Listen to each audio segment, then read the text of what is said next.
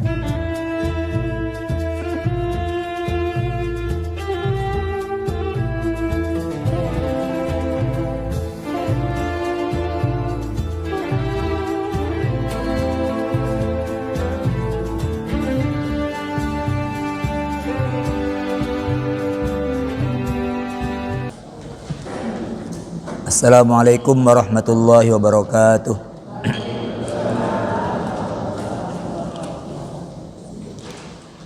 Bismillahirrahmanirrahim. Alhamdulillah wassalatu wassalamu ala Rasulillah wa ala alihi wa sahbihi wa mawala. La hawla wa la quwwata illa billah.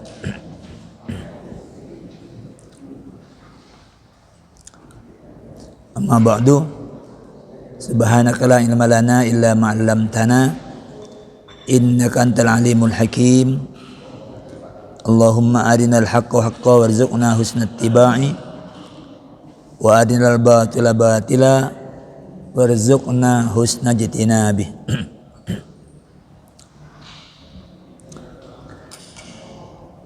Para jamaah Bapak Ibu sekalian rahimakumullah, kajian kita pagi hari ini masih tentang fikih salat. Tema yang ke-30, subtema tentang salat jamaah bagian yang keempat. Mantap. Nggih.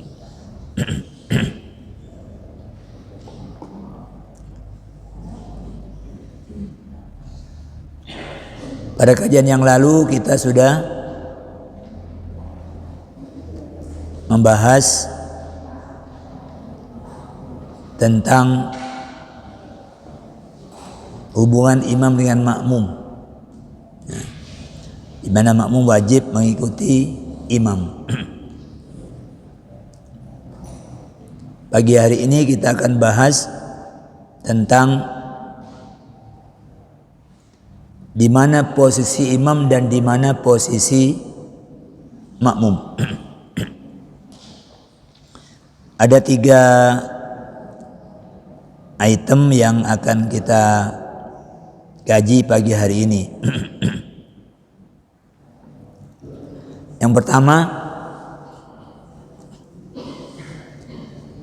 jika makmum satu orang, karena yang namanya sholat jamaah itu sudah jadi walaupun hanya dilakukan oleh 2 orang. Ada imam, ada makmum, jamaah itu jadi. Nah, kalau makmumnya 1 orang, ia disunnatkan mengambil posisi di kanan imam. Di kanan sebelah mana? Apakah jejer ataukah lebih mundur ke belakang? Boleh dua-duanya. Yang penting makmum jangan lebih ke depan daripada imam.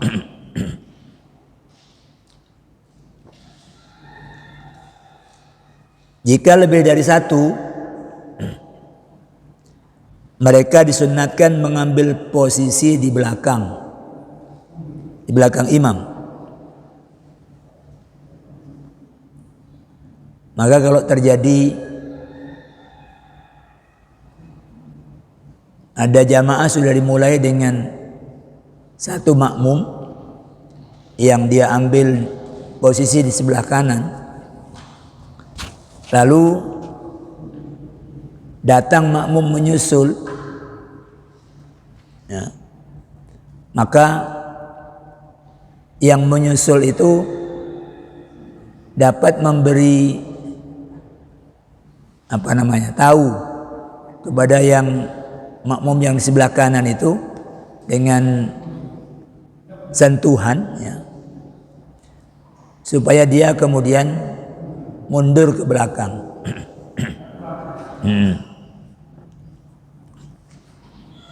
Dia mundur ke belakang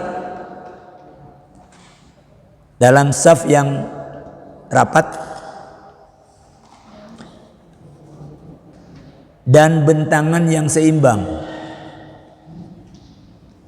sehingga imam berposisi di tengah. Jadi jangan mingsle, ya. Posisi imam di tengah, ya.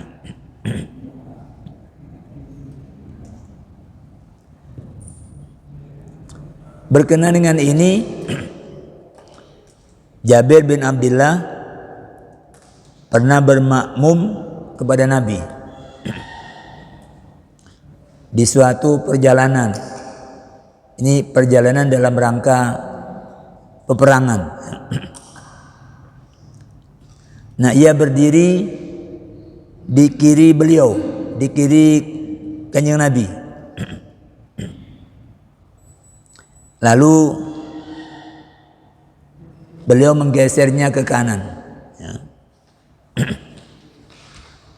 Jadi kata Jabir, qama Rasulullah sallallahu alaihi wasallam liyusalli. Nabi berdiri untuk sholat. Tsumma ji'tu, kemudian aku datang. Hatta kumtu an yasari Rasulillah sallallahu alaihi wasallam, sampai saya kemudian berdiri di sebelah kiri beliau. Fa adarani hatta aqamani an yaminihi. Lalu dia memutarku sampai aku berdiri di sebelah kanan beliau. Tsumma jaa Jabbar nu Sakhrin. Kemudian setelah itu Jabbar bin Sakhr datang. Dia wudu, kemudian gabung. Faqama an yasari Rasulullah sallallahu alaihi wasallam. Karena Jabir ditaruh di kanan, lalu dia ambil di kiri Nabi. Fa akhadha Rasulullah sallallahu alaihi wasallam biyadaina. Lalu Kanjeng Rasul menarik tangan kami berdua. Fadafa'na hatta aqamana khalfahu. Beliau kemudian menarik kami, meletakkannya sampai kami berdiri di belakang beliau. Jadi ini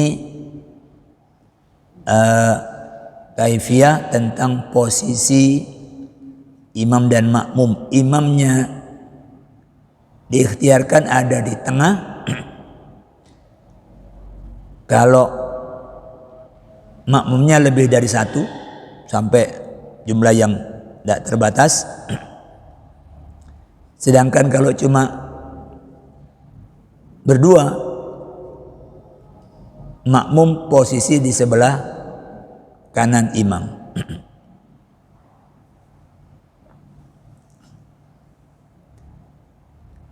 Ini penting juga untuk dipraktekkan kalau di rumah. Kadang ayah makmum dengan anak.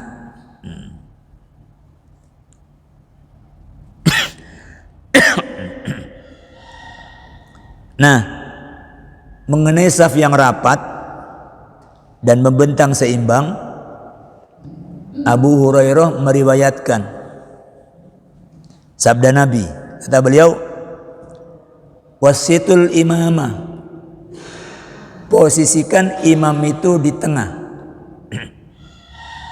Al-wasat itu maknanya tengah-tengah. Wasuddul khalal, dan kalian tutup kalau ada celah-celah soft, kalian tutup. Nutup bisa yang ini geser atau yang belakang mengisi. Ini kondisi normal. Kemarin kita sempat lebih dari kurang lebih 1,5 tahun ya, berada dalam kondisi tidak normal. Dalam hukum Islam itu kalau ada sesuatu yang tidak normal, maka berlaku hukum rukhsah. Hukum Islam itu berlaku sebagaimana adanya selagi posisinya normal. Kalau tidak normal, ya berlaku keringanan. Tidak usah dibenturkan antara wedi ambek covid terus salate jarang. Nah, begitu cara berpikir itu. Nah,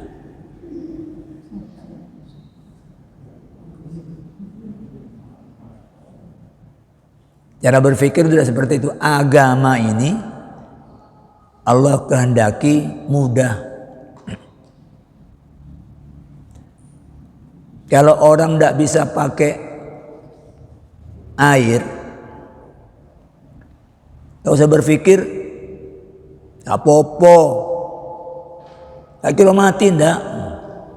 Nah begitu ya. Jadi tetap yang namanya pertimbangan maslahat itu dalam Islam itu mendapat tempat. Orang bepergian di bulan puasa, Islam ngatur, ya udah nanti puasanya ganti di hari lain. Sakit, ya udah nanti diganti di hari lain.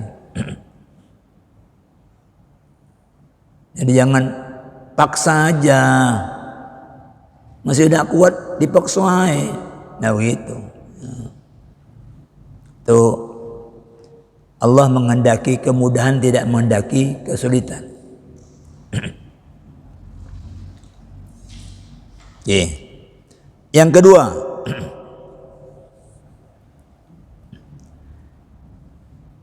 saf para makmum hendaknya diatur dengan memosisikan pria dewasa di depan, anak-anak di belakangnya, dan wanita di belakangnya lagi.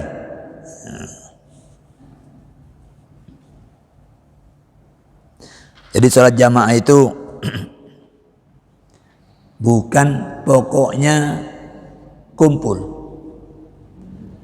tapi ada pengaturan dengan lapis-lapis tertentu. Dalam hadis riwayat Imam Ahmad dari Abi Malik Al-Asy'ari,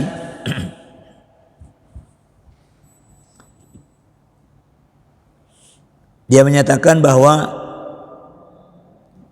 Rasulullah sallallahu alaihi wasallam kana yaj'alur rijala quddamal ghilman.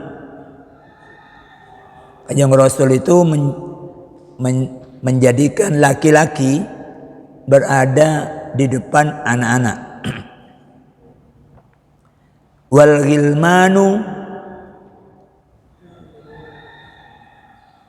khalfahum, sedangkan anak-anak itu berada di belakang laki-laki. Wan nisaa khalfal ghilman, kemudian perempuan berada di belakang anak-anak.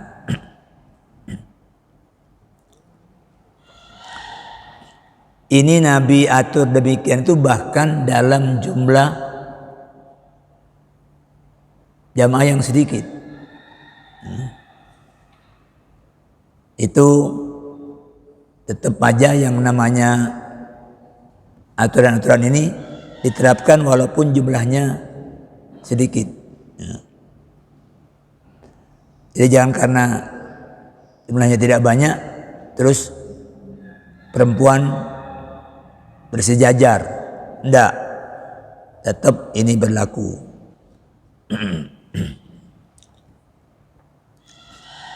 Ini yang pertama. Yang kedua, makmum pria dewasa yang pandai dihimbau oleh Nabi untuk memosisikan diri lebih dekat kepada beliau, lebih dekat kepada imam. Ini makmum kan mesti ada strata ya. Ada yang lebih pandai, ada yang levelnya di bawahnya, ada yang di bawahnya lagi. Nah, ini Nabi menghimbau yang pandai itu ambil posisi yang dekat.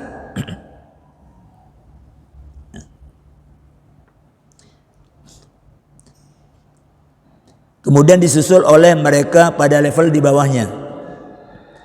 Lalu mereka pada level di bawahnya lagi. Kata Nabi, liyaliyanni minkum ulul ahlami wan nuha. Hendaklah itu dengan penekanan. Sungguh hendaklah yang pandai itu, yang akalnya lebih baik, hendaklah dia mendekat kepadaku. Tsummal ladzina yalunahum, kemudian disusul oleh mereka yang berada di level berikutnya. Tsummal ladzina yalunahum, kemudian disusul oleh level berikutnya. Mungkin kalau di tempat-tempat yang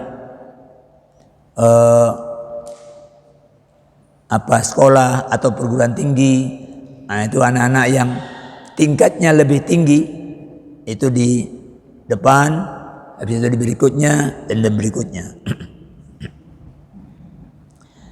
Wala takhtalifu, kalian jangan silang sengkarut dalam soft. Jok sak karepe dhewe.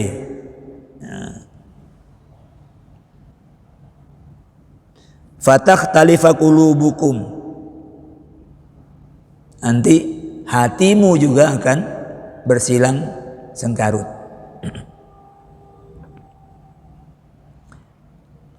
Ini kalau ada orang yang hatinya sedang ada sesuatu, biasanya dia tidak mau merapat. Ya. Ini kok jejer sama orang yang dia tidak dapat cocok. Nah itu sepertinya tidak ikhlas untuk rapat. Jadi ini soft jamaah itu sesungguhnya menghendaki agar kamu itu kompak, sehingga merapatlah. Jangan kemudian seperti berdampingan dengan musuh. Kata Nabi, nanti kalau kamu tidak kompakkan saf, hatimu bisa bersilang.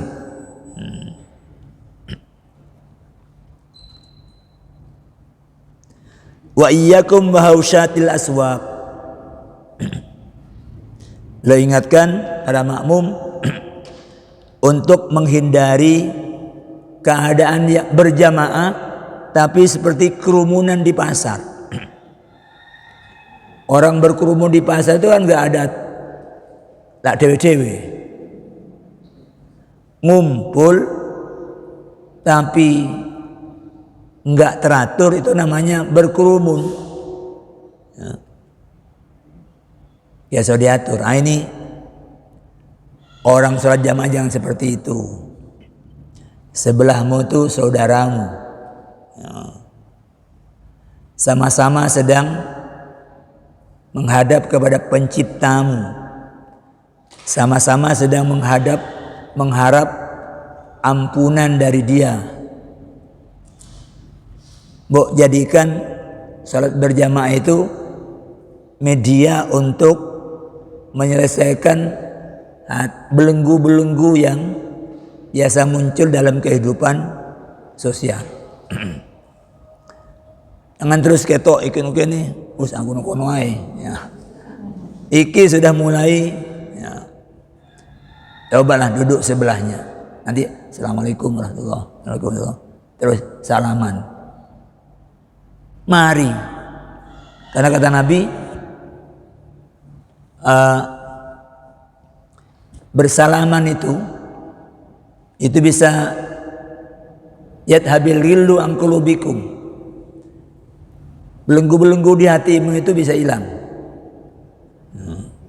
Hilang. Karena itu orang Islam itu diperintah untuk mendamaikan saudaranya. Fa aslihu baina akhawaikum. Damaikan oleh kalian saudara-saudara kalian. Kalau tahu ada konco yang satu dengan yang lain gak enak, itu mendamaikan itu walaupun dilakukan dengan cara berbohong, itu tidak berdosa. Sebenarnya gak ada apa-apa, tapi terbilang ono salam, kosopo dari Wahid, ya padahal dia engkau lah kan dia salam balik, nanti sampaikan ke Wahid. Itu cara-cara untuk mendamaikan.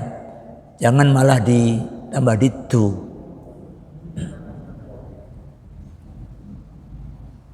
Itu merusak puasa, adu domba itu. Yang ngetu. Mau cari Wahid mau diomongi opo itu gak mutu. Padahal Wahid gak omong apa-apa. Itu. Ini pekerjaan yang sama sekali tidak mencerminkan iman.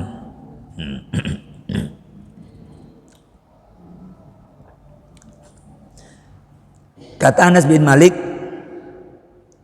Nabi itu senang kalau sahabat Muhajirin dan Ansor mengambil posisi di dekat beliau agar mereka bisa mengambil pelajaran dari beliau.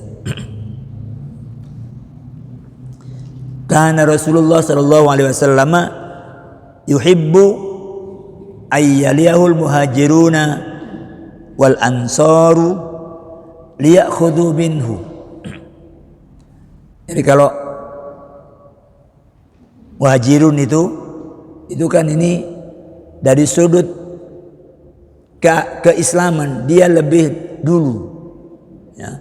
Muhajirun itu dia sudah menerima Islam semenjak dari Mekah. Kemudian Al-Ansor, orang-orang Madinah itu nyusul setelahnya. Tapi ini adalah pendahulu di dalam berislam. Setelah itu muncul generasi-generasi orang-orang Islam yang berasal dari luar Madinah yang nyusul belakangan. Nabi itu senang kalau yang di belakang beliau ini itu para senior itu.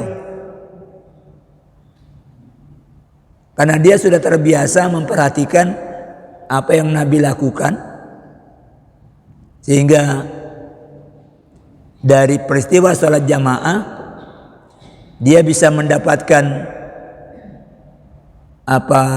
sesuatu yang bisa dijelaskan untuk orang lain. Jadi beliau senang kalau yang berada dekat beliau itu adalah Muhajirin dan Ansor.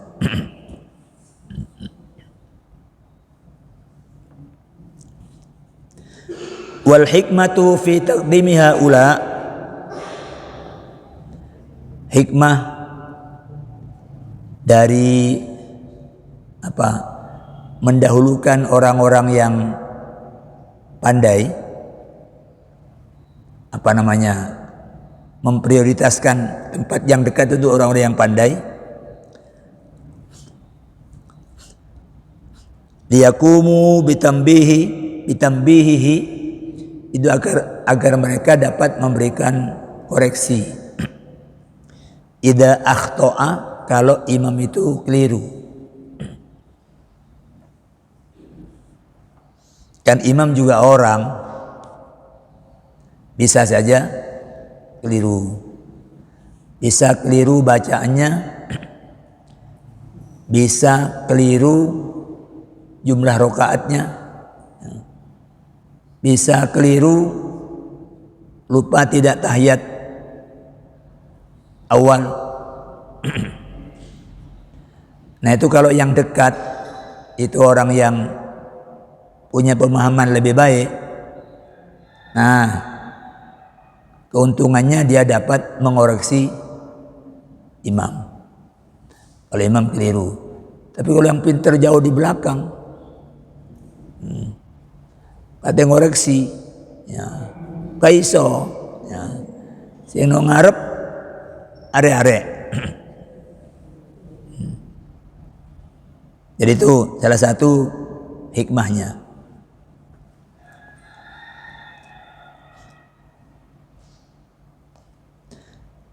Kemudian wa yastakhlifa minhum idza taja ila istikhlaf, ya.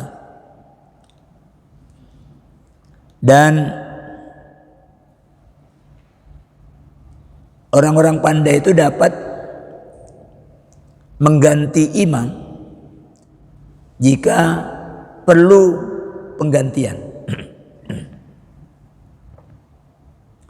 Saya pernah mendapatkan kiriman video. Imamnya itu imam yang sedang bertugas itu lagi batuk berat. Bukan hanya sekedar serak-serak basah seperti saya ini, tapi batuk. Baca satu penggal itu belum selesai dia batuk. Akhirnya setelah dapat beberapa ayat dia mundur, lalu belakangnya maju. Tapi ini terjadi di Mekah, di tanah suci, di Arab, yang imam itu PNS. Jadi dia memang ditugasi untuk menjadi imam oleh negara, dan lapis keduanya memang ada di situ, sehingga begitu ada problem, ini mundur, ini maju, melanjutkan. Ini model pengaturan yang sudah melibatkan organisasi, ya. Ini memang diatur. Kalau terjadi sesuatu dengan imam butuh ganti, ya. Kan bisa aja imam itu batal, terus ngentut, nah itu jangan dilanjutkan. Aku ustaz kok masih ngentut ke apa-apa. Nah itu kalau sedang ngentut sudah batal, ganti. Makmumnya sudah mencium bau gak enak, imamnya pura-pura karo. Yeah. Itu hikmah dari Kenapa yang pandai itu ambil tempat di dekat imam? Jadi kalau yang ada anak-anak, jangan posisikan di tengah. Dari anak-anak ke samping. Yang di tengah ini adalah orang yang siap jika sewaktu-waktu terjadi sesuatu. Maka imam yang baik, yang menyadari keadaan, itu kalau membaca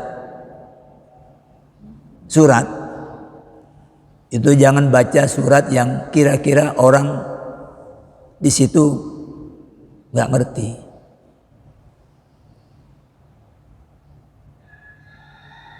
Kalau di situ bukan tempatnya orang yang banyak hafal Quran, ya jangan ambil bacaan yang sulit-sulit.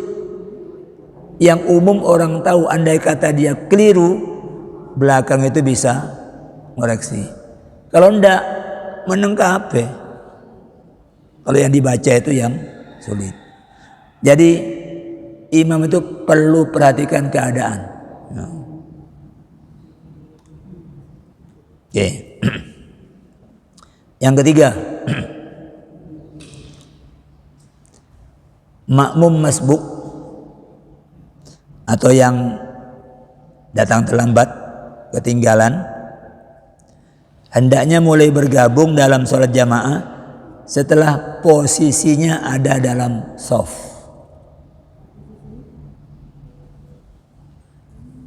Jangan berpikir, wah eman,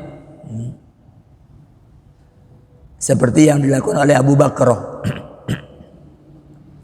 Abu Bakar itu pernah tiba di tempat sholat di masjid ketika Nabi posisinya lagi ruku. Annahu intaha ila Nabi sallallahu alaihi wasallam wa huwa raki'un. Nabi lagi ruku, dia baru datang. Supaya tidak kehilangan rakaat ini, dia terus Allahu Akbar terus ruku, padahal dia masih di belakang. Setelah itu baru dia jalan gabung ke saf.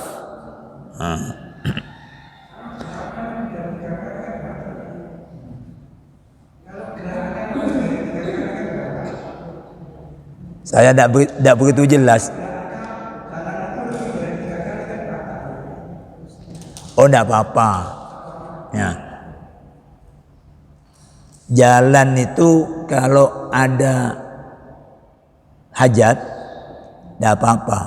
Ya. Tapi kalau tidak ada hajat, sholat sambil melaku-melaku, nah itu nggak boleh. Kalau ada hajat, hari jalan arukbana itu ketika perang, ya, ada hajat. Ini sudah tahu pohon ini mau roboh. Dia baru aman kalau melangkah kira-kira 15 menjauh dari situ. Ya sudah, melangkahlah. Jangan melangkah ping telu.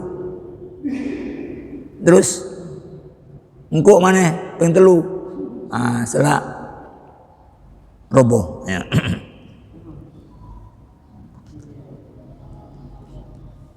Jadi dia rakaat qabla ayyasila ila shaf, sebelum nyambung dengan shaf dia sudah ruku.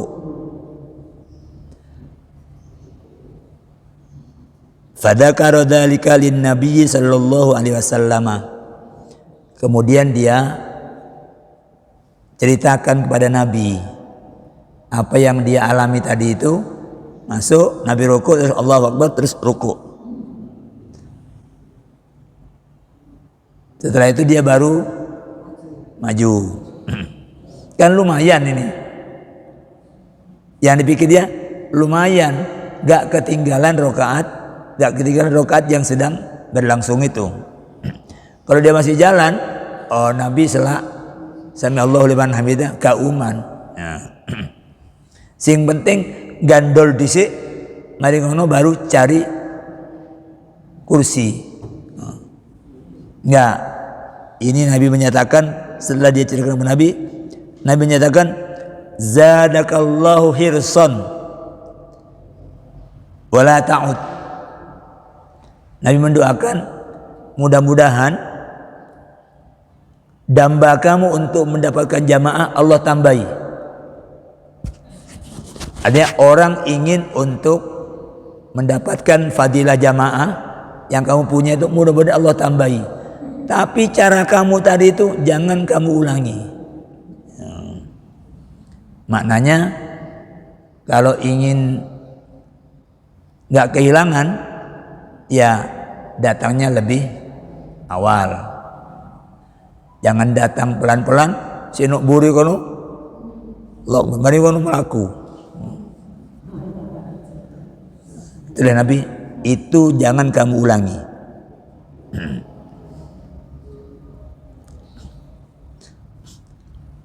Nah, adapun makmum yang sengaja sholat sendirian di belakang shaf, memang dia milih di belakang, walaupun ada tempat dia di belakang.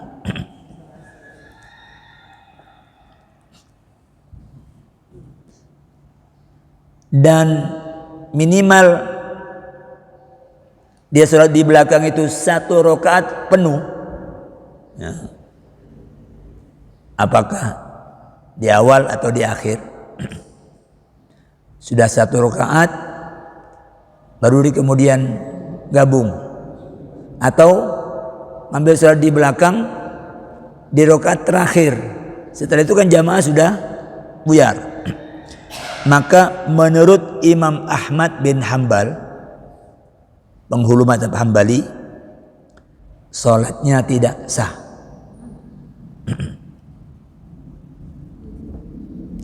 Apa alasannya? Alasannya adalah hadis yang diriwayatkan oleh Wabisah bin Ma'bad an Wabisata anna Nabiya sallallahu alaihi wasallam ro'a rojulan. Nabi itu melihat seorang laki-laki yusalli fi shaffi wahdahu. Dia sholat di shaf sendirian. Artinya ini ada barisan, dia sendirian di belakang. Fa'amarahu ayyu'idas salata. Beliau kemudian menyuruh dia untuk mengulangi sholat. Atas dasar ini maka menurut Imam Ahmad, orang yang sengaja sholat dengan membentuk shaf sendirian, bukan karena yang depan sudah gak ada tempat, ya, itu menurut Imam Ahmad sholatnya tidak sah. Kenapa? Karena Nabi menyuruhnya untuk mengulangi sholat.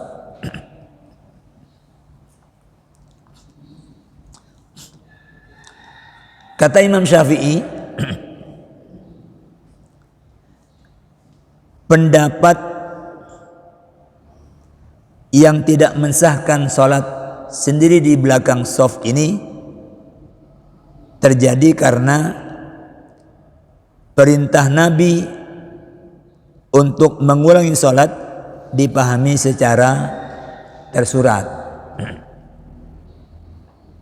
Dan Nabi nyuruh ngulangi, berarti sholatnya tadi tidak sah. Ini pemahaman tersurat. Jadi ba'dul a'immah, kata Nabi, kata Imam Syafi'i, akhadha bi dhahiril hadis, dia memegangi zahir hadis. Waqalah, lalu dia berpendapat, ibutlani salati hadzal munfarid khalfas shaf. Dia berpendapat tentang batalnya salat sendirian di belakang shaf.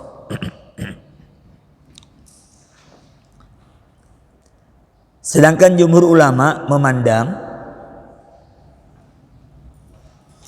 jumhur itu artinya sebagian besar ulama memandang perintah mengulangi sholat dalam hadis wabisoh itu bukan karena batalnya sholat di belakang shaf, melainkan karena pelaku menyalahi perintah yang lebih utama. Apa perintah yang lebih utama itu? Perintah yang lebih utama adalah penuhi shaf.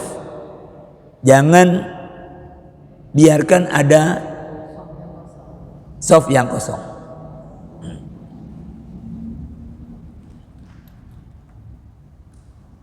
Tapi ini belum jadi kesadaran yang merata. Karena setiap Jumat selalu yang namanya takmir itu mengumumkan agar para jamaah memenuhi saf terdepan lebih dahulu. Pancet aja itu, cari tempat yang strategis untuk ngantuk, golek sendenan.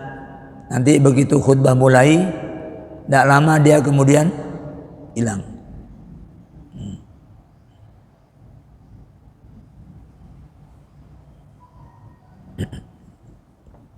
Jadi kata jumhur ulama, Nabi nyuruh ngulangi sholat itu untuk menyadarkan dia bahwa yang dia lakukan itu menyalahi perintah yang lebih utama. Ini amru sallallahu alaihi wasallam iyahu bi i'adatis shalah laisa libutlaniha, bukan karena sholatnya yang tadi itu batal, wa innama limukhalafatil aula, tapi karena dia telah menyalahi perintah yang lebih utama. Liyuhafidhu ala mil'is sufuf, agar dia menjaga agar saf-saf itu terisi penuh. Waliyush'irohum, supaya mereka sadar biahammiyati hada, biahammiyati dzalika, tentang pentingnya mengisi saf-saf itu. Ini pendapat jumhur. Karena itu menurut jumhur sholatnya tetap sah, tapi dia melakukan itu makruh. Kenapa makruh? Karena wabisoh oleh Nabi diingatkan jangan ulangi. Wabisoh tidak disuruh mengulangi sholat, tapi diingatkan jangan ulangi. Semangatmu untuk mendapatkan jamaah itu bagus, mudah-mudahan Allah kuatkan. Tapi model sholat di belakang imam itu jangan kamu ulangi. Kembali ke yang sudah pernah kita bahas dulu. Wa ma adraktum, apa yang kamu dapatkan kerjakan. Wa ma fatakum fatimmu, yang kamu ketinggalan sempurnakan. Jadi jangan model belum masuk shaf sudah mulai, atau sengaja ngambil tempat di belakang. Terakhir, adapun orang yang sholat di belakang shaf karena tidak kebagian tempat, sudah full yang di depan, tidak ada celah untuk masuk. Ada ulama yang berpendapat dia disunnahkan untuk narik yang di depan agar mundur. Kasih tek-tek, ya dia mundur agar yang di belakang itu tidak sendiri. Tapi menurut ulama yang lain, ya, itu hukumnya makruh makruh ngajak yang di depan untuk mundur. Artinya dia sholat di belakang itu bukan karena sengaja tidak masuk shaf, tapi memang kondisinya tidak ada pilihan lain kecuali dia hanya sendiri. Biarkan orang yang di depan itu memenuhi shafnya, jangan mengajak mundur sehingga yang di belakang menjadi bolong. Bolong-bolong begini ini terjadi di tempat yang makmumnya sangat banyak, seperti di Masjid Nabawi, kelihatannya sudah full dari belakang, tapi di tengah itu kalau sudah shaf terbentuk banyak yang kosong. Itu bagian dari kekurangan kalau terlalu besar, pengaturan menjadi sulit. Apalagi orang berpikir enak jawab wae engko mulai gampang. Ya. Ya. Oke, silakan. Kalau di kita biasanya memang orang-orang suruh memenuhi shaf yang terdepan itu sulit. Tapi justru kalau di Masjidil Haram, nah, kita ini kadang-kadang mau sujud aja kesulitan karena sudah penuh, akhirnya ada orang yang menyusul dan sebagainya. Akhirnya kita kasih tempat. Terus kemudian gimana sholat kita kalau saya terlalu sujud sampai tempatnya terlalu sempit ya itu. Baik. Pada zaman Umar bin Khattab jumlah jamaah itu banyak. Ini kaitannya dengan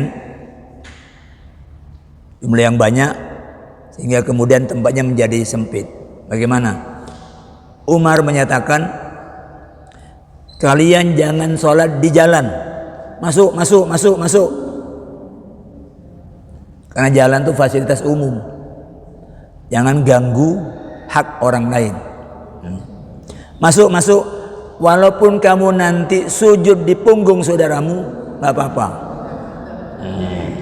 Jadi sholatnya dekat-dekat, ya apa ini sholat di punggung itu ya. Pokoknya walaupun jungkel-jungkel tidak apa-apa daripada kamu sholat di jalan. Jadi tidak apa-apa ketika full sampai roto angel tidak apa-apa ya. Tapi kan kadang-kadang itu jamaahnya menjadi semangat jamaah untuk ini tulurku, ini itu menjadi hilang. Terus poncel wong ireng moncen. Kadang-kadang begitu kan. Awakmu gak ireng ku sapa sing ngechatnya. Ya. Dikira itu prestasi kamu. Jadi tidak apa-apa Bu ya. Kalau jumlah banyak tidak apa-apa, angel-angel titik tidak apa-apa. Jadi yang kemarin kita kaji itu kondisi normal. Kalau tidak normal nggak masalah. Sujud itu yang namanya paha tidak sampai berdiri karena ruangannya sangat dekat, itu tidak apa-apa. Yeah. Silakan satu lagi ya.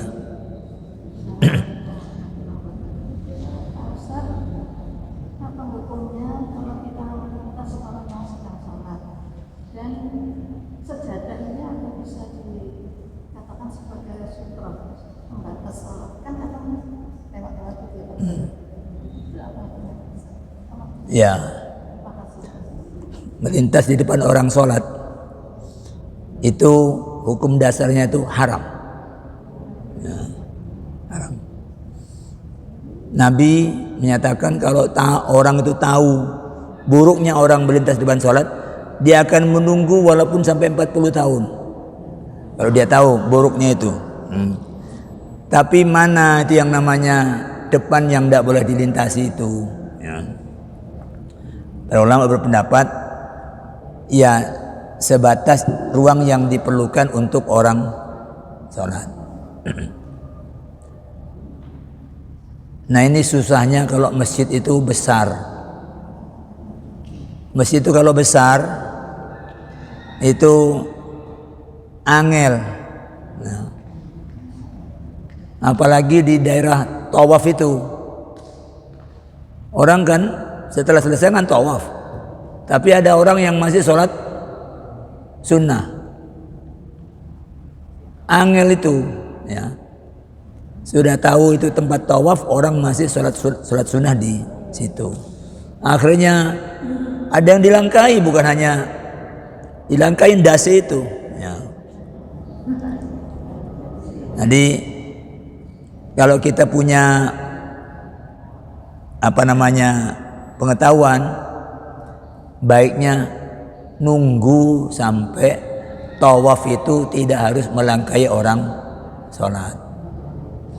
Jangan seperti seolah-olah nggak ada waktu lagi, masih ada waktu, tunggu sampai kondisi normal kembali. Jangan begitu assalamualaikum, begitu berdiri, begitu kemudian itu bisa melangkai orang. Jadi saya kira pengetahuan itu penting untuk memandu cara kita beramal. Ya. Saya kira begitu, Bu. Oke. Jadi hukumnya haram. Ya. Saya kira cukup, kita akhiri dengan hamdalah. Alhamdulillahirabbil alamin. Aqulu qouli hadza wa astaghfirullah li wa lakum. Wassalamualaikum warahmatullahi wabarakatuh. Astaghfirullah rabbal baraya.